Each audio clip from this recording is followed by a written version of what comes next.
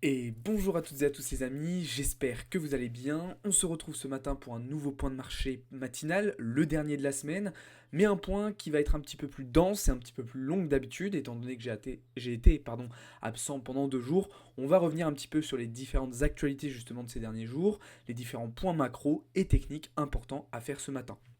Même si vous allez vite le comprendre, une grosse partie du travail sur cette fin de semaine va être déjà une phase de préparation, de réflexion pour la semaine prochaine. Juste avant de commencer, comme d'habitude, je vous invite à vous abonner si ce n'est pas encore déjà fait et à nous rejoindre dans le serveur Discord, le lien est dans la bio. J'en profite aussi pour vous rappeler que la phase publique de notre levée de fonds est officiellement en live et que notre tout premier e-book totalement gratuit est toujours totalement disponible. Là encore, vous avez tous les liens en bio et en description. Allez, c'est parti, on va donc comme d'habitude commencer avec un petit point sur les actus du jour. Alors, pas que de ce jour-là, on va prendre les actus des 2 derniers jours que j'ai pu vous partager, notamment sur notre Twitter. Et on commence tout de suite avec un classement qui nous est publié par Independent et qui met en fait en évidence eh bien, les différentes institutions, pays ou entreprises qui détiennent le plus de Bitcoin dans le monde. Et sans surprise, c'est évidemment MicroStrategy qui arrive en tête avec 214 400 Bitcoin détenus par l'entreprise de Michael Saylor. Elle est suivie de très très près par le gouvernement américain qui effectivement a récupéré énormément de Bitcoin dans différentes affaires. On repense notamment à celle de Silk Road. On retrouve derrière d'autres grosses puissances mondiales avec notamment la Chine, l'Allemagne ou encore l'Ukraine. Alors l'Ukraine c'est pour d'autres raisons, hein, c'est notamment dû à la guerre où il y a énormément de dons, de soutien qui ont été réalisés à l'Ukraine sous forme de crypto, enfin donc avec les cryptos en Bitcoin. Et puis derrière, on retrouve d'autres entreprises de l'écosystème crypto ou dans le secteur de la tech, avec donc Tesla évidemment, mais aussi Coinbase, Riot, Galaxy, et le Salvador qui arrive un petit peu plus loin derrière.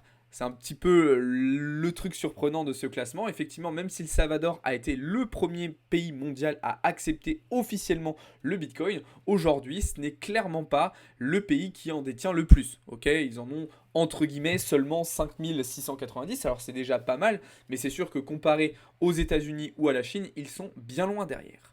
On continue avec une autre actualité qui concerne cette fois-ci FTX, d'accord, donc qui a annoncé cette semaine que 98% des clients d'FTX allaient recevoir environ 118% de la valeur de leur réclamation. Alors c'est une très très bonne nouvelle, ça veut dire que la majorité d'entre nous va, enfin d'entre nous, je dis nous, mais si vous aviez de l'argent sur FTX bien évidemment, va recevoir donc un petit peu plus que ce qu'on avait réclamé justement au moment où on pouvait faire notre déclaration du montant qui était présent sur FTX. Donc c'est une bonne nouvelle déjà pour les utilisateurs, mais c'est une très bonne nouvelle aussi pour le marché. Pourquoi? Parce que comme vous le voyez ici, ça représente entre 14 et 16 milliards de dollars qui vont être redistribués.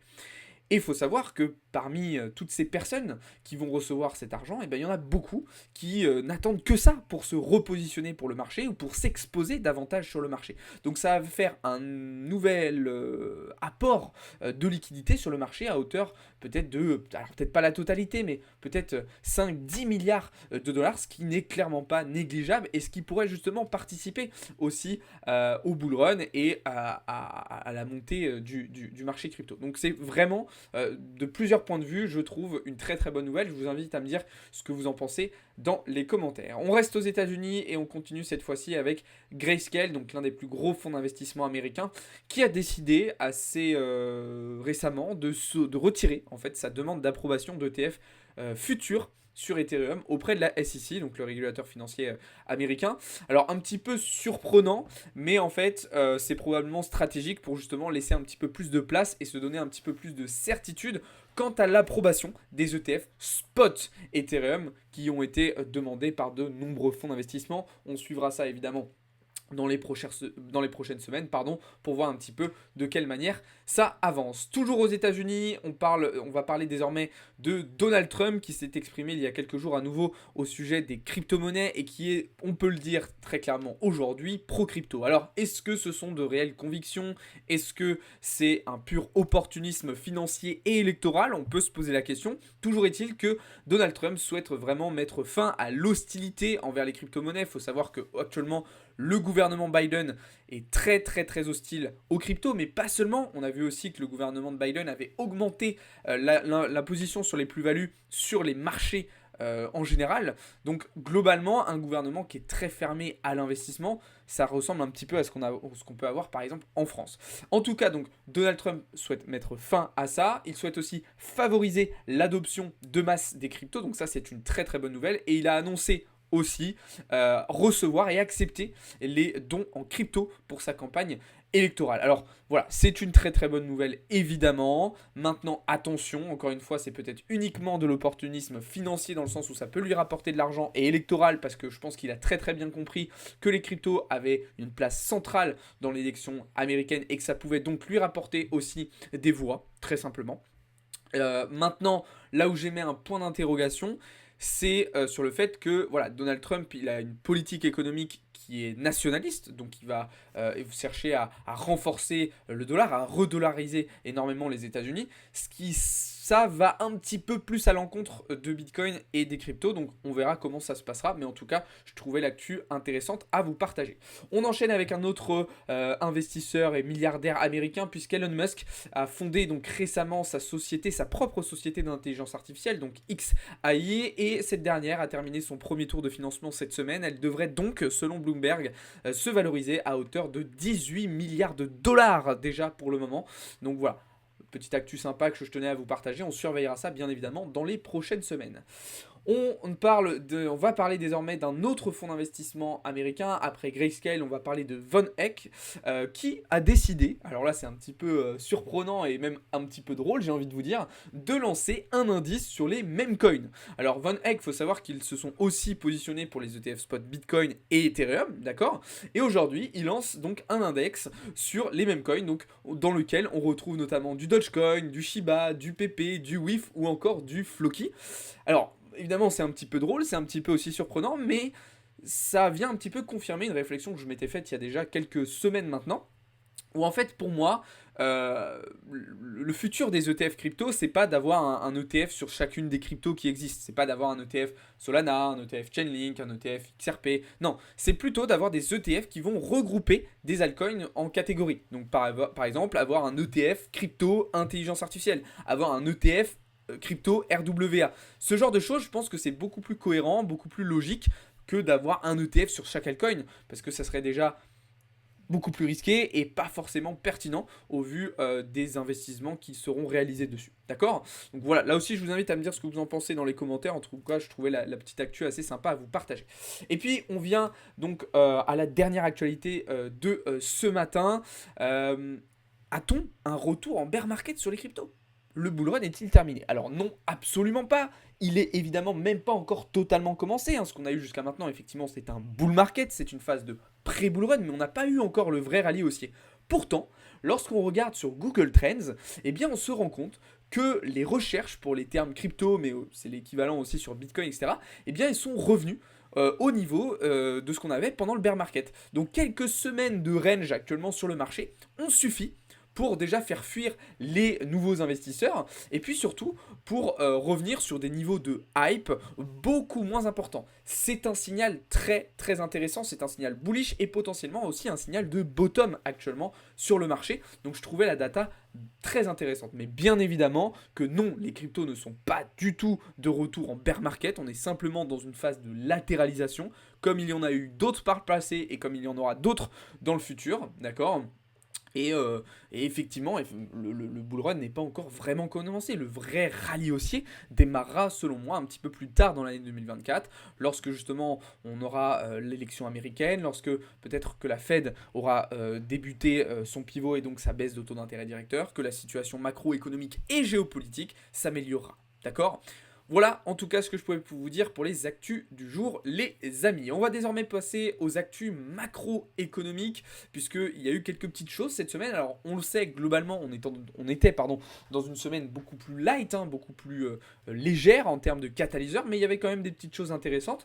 Alors ça a commencé, alors je reprends sur la journée de mercredi, puisque du coup c'est depuis mercredi que j'étais absent, où on a eu donc les stocks de pétrole brut aux États-Unis. On en reparlera tout à l'heure du pétrole, mais ces résultats dénote un petit peu de ce qu'on avait ces dernières semaines, puisqu'on avait observé depuis plusieurs mercredis eh bien, que les stocks de pétrole brut aux États-Unis augmentaient, ce qui avait expliqué un petit peu le retracement du pétrole. Et puis là, finalement, hop, on a des stocks qui rebaissent et donc qui rebattent les cartes, en fait, si vous voulez, et qui remettent un petit peu la situation à zéro.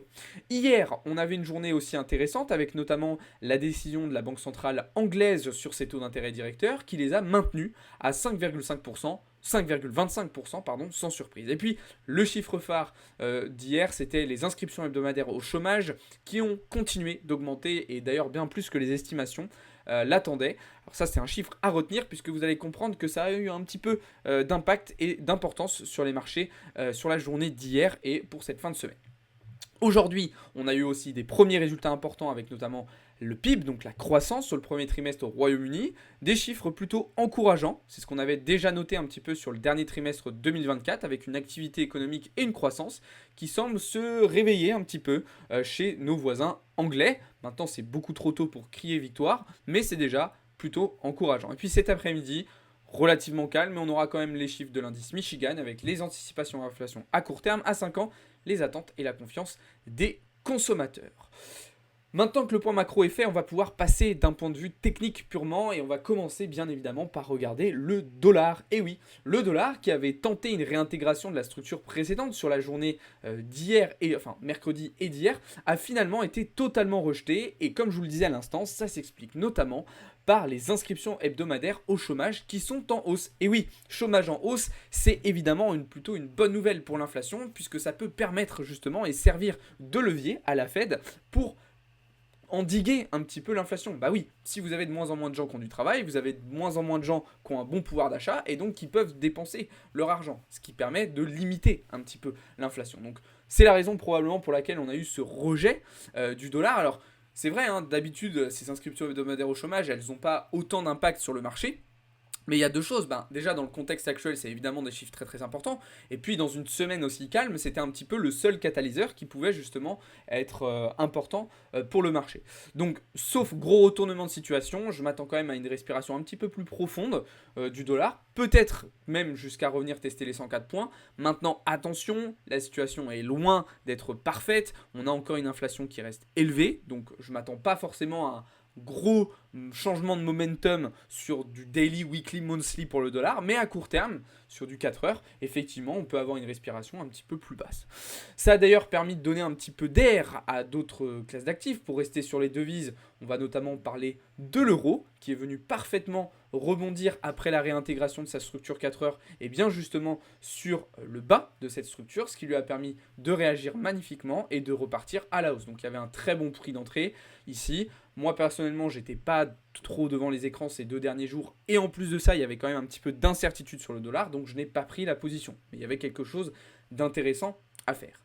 On a eu aussi de belles réactions sur les indices, d'accord. Alors même si c'est pas uniquement dû au dollar, hein, bien évidemment, on le voit ici avec le Dow Jones qui s'envole tout droit selon moi en direction des 39 800 points. On a évidemment une partie microéconomique qui vient expliquer le comportement aussi fort, aussi bullish du Dow Jones, mais bien aidé aussi par le repli du dollar. Le Nasdaq se porte aussi très très bien, même chose pour le S&P 500, et c'est exactement pareil du côté des indices européens sur lesquels on est sorti de nos positions du coup à la vente, hein. On avait pris des TP partiels sur ces phases de correction, et on avait remonté nos SLABE pour le DAX et pour le CAC, et donc désormais on est sorti de nos positions. Vraiment très très grosse reprise des indices américains et européens sur cette semaine. Alors attention, encore une fois, il ne faut pas crier victoire trop vite, mais c'est quand même très très encourageant ce que nous montre le marché. Et d'ailleurs, on le voit aussi avec le comportement du VIX, qui est redescendu sur les niveaux qu'on avait eu sur l'année 2023 et début 2024,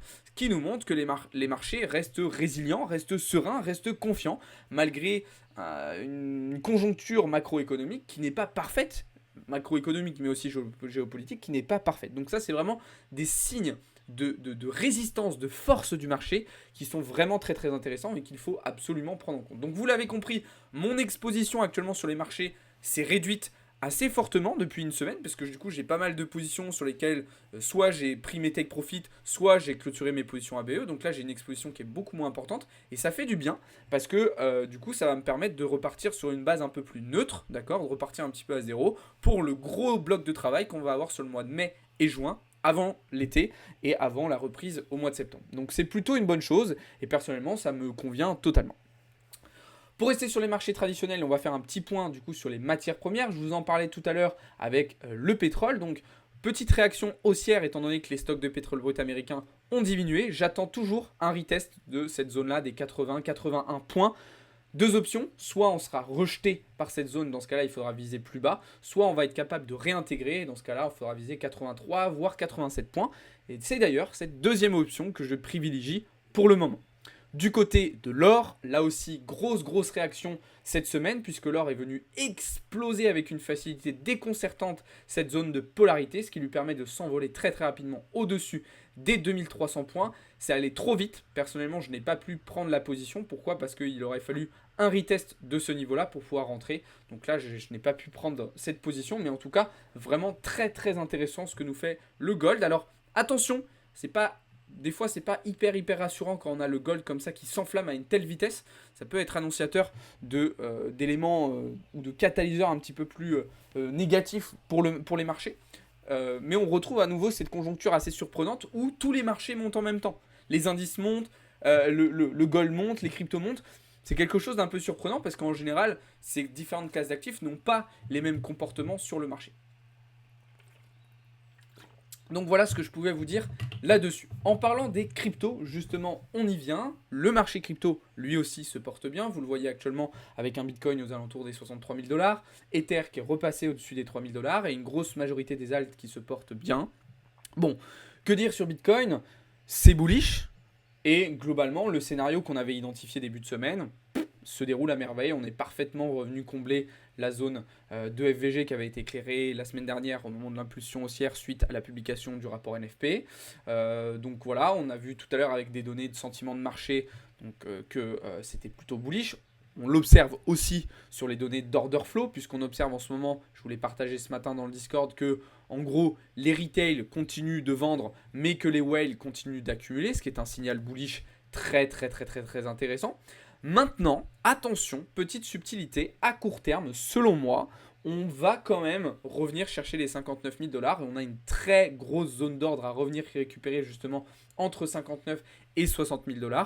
Donc oui, c'est bullish, mais à court terme, j'envisage encore la possibilité, je ne dis pas que ça va arriver avec certitude, mais la possibilité d'un retour aux 59 000 $.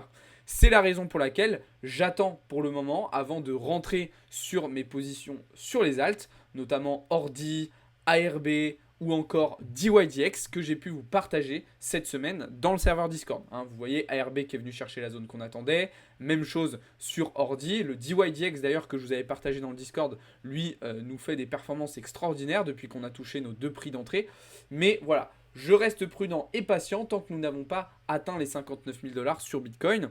Puisque justement, si ce dernier était amené à venir récupérer les 59, ça pourrait amener une pression un petit peu plus vendeuse sur les alts, bien que je trouve les alts assez résilients ces derniers jours, et ils ont même pour la plupart très bien réagi à un rebond de Bitcoin qui n'a pas été sensationnel non plus, et surtout à une absence de rebond d'Ethereum. C'est le grand perdant encore et toujours de cette semaine, puisque la dominance du Bitcoin reste forte, la paire Ethereum-BTC reste en difficulté et Ether n'a pas su profiter, autant que le reste du marché, et bien du rebond actuel de Bitcoin. Donc on surveillera ça dans les prochaines heures. On peut observer aussi le fait qu'aujourd'hui on a un max spend price à 62 000 $, donc je ne m'attends pas forcément à énormément de volatilité. Pareil, du côté des ETF, on est sur des journées assez calmes. Après une belle reprise d'entrée nette, on voit que ça s'est quand même relativement vite calmé. Donc encore une fois, comme je vous le disais en introduction de vidéo, je suis plutôt déjà dans une optique de préparation et de réflexion pour ce que je vais faire semaine prochaine. Vous savez que le vendredi, c'est une journée où en général, je ne m'expose pas trop au marché, je suis plutôt sur de la gestion active de position ou de la préparation. Cet après-midi, on se retrouvera quand même à partir de 15h15 pour un petit live trading. À 18h, vous aurez un live avec Théo qui reviendra sur les actualités de cette fin de semaine. Et puis ce week-end, comme d'habitude, 14h samedi, cours de trading premium. Et 18h dimanche, le débrief hebdo. Voilà les amis, j'espère que cette vidéo vous a plu. Si c'est le cas, n'hésitez pas à me le dire dans les commentaires. N'hésitez pas à lâcher un gros like sur cette vidéo et à vous abonner si ce n'est pas encore fait. Je vous le rappelle, mais je vous invite aussi à nous rejoindre dans le serveur Discord, à télécharger notre e-book qui est totalement gratuit. Et voilà. Je vous dis à très vite, passez une bonne fin de semaine. Ciao tout le monde les amis, c'était Alex pour Blockchain Capital.